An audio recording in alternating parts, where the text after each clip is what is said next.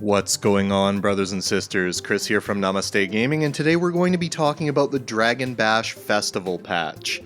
As always, there will be a link to the patch notes in the description. Let's get to it. First off, let's talk about the achievements and the meta achievement.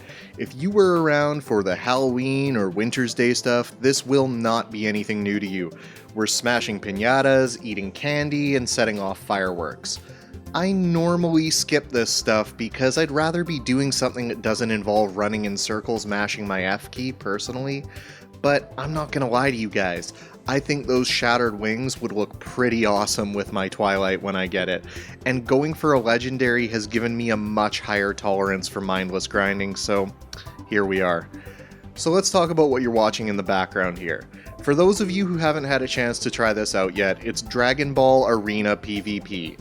It's a pretty cool concept. You run around, collect different abilities, and have a deathmatch against the other team. The map is awesome and perfectly balanced in my opinion. The abilities are all pretty cool, and I had a ton of fun my first few games. A bit later, I started running into some exploiters who had managed to sneak some mango pie into the matches, but that's been fixed as of now, so we'll give them a pass there. What we won't give them a pass on is the lag. I don't know if it's just on EU, but I do know that it's got nothing to do with me playing from North America, since a bunch of people spread across the EU confirmed that they were dealing with it as well.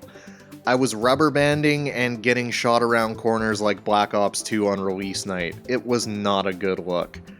The only thing I'd like to see changed about this, besides doing something about whatever is causing that ridiculous lag, is giving the option to join with friends. It's funny, I griped about this exact same thing in my PvP review that I did almost a year ago when this game first came out, and it's still absurd to me. At least they sort of fixed it in regular PvP with the rented servers allowing you to disable auto balance, but there's not even an option to join a friend in a match in this one. Sometimes I wonder if ArenaNet forgets that this is supposed to be, an actual full-fledged MMO, and as such, people expect to be able to play it with their friends and guildmates. Before anyone goes pointing it out, yes, I understand that this would inevitably result in some games containing full coordinated groups against a flimsy pug. Aside from the myriad ways that exist to prevent that kind of thing, when we're talking about a 1 month long casual PvP minigame, I can't really find it in myself to give a damn about balance. Am I the only person who feels this way? Let me know in the comments, please. Moving along to the holographic minion thing. Yeah, not a ton of those projectors out there. Long reset timers on them, and you're pretty much competing for them. It's really weird to me that we have a game where we don't have to compete for resources, except during holiday events. I'm not too worried about this since they can really tweak the numbers at any point if they want to, but I was having visions of EverQuest standing around this single little node waiting on a respawn. I really want to get my wings and all, but I'm not planning on waiting in line for holographic mobs to get them. Moa Racing was bugged and disabled for me, so unfortunately no feedback there, although apparently they've been reinstated since I logged off to record this. The Dragon Coffers are more RNG gambling, so if that's your thing, enjoy, but I don't really have much to say on that subject either. Lion's Arch looks pretty amazing decorated though. As always, the artists at ArenaNet deserve a pat on the back for creating some incredible visuals for this festival. As much as the bugs and strange design decisions annoy me, credit where it's due, there are some pretty awesome things in this patch. Let's run through them. Ectos are now salvageable for crystalline dusts, which should make the legendary grind a lot easier for myself and others, and you can now disable right-click to interact with targets, which is something that I've been waiting for since release.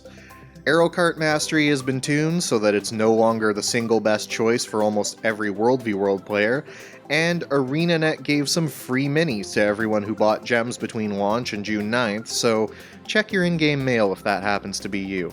I'm a fan of my little holographic branded puppy friend, and it was a nice little extra for them to throw our way, so thanks ArenaNet.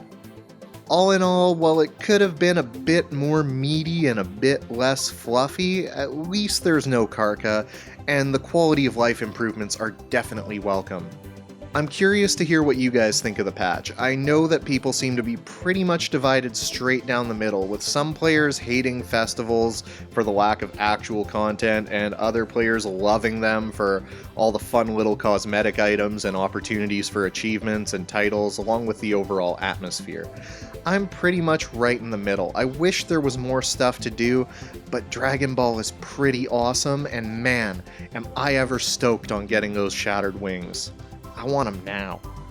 On that note, I'm off to do some more Dragon Ball Arena. Don't forget to chime in down in the comments and let me know if you're enjoying the Dragon Bash, or if you wish you could print it out and use it as toilet paper. Either or.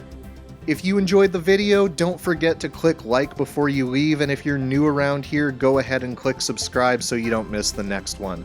Much love to you wonderful, badass human beings. Have a tremendous day, and stay black.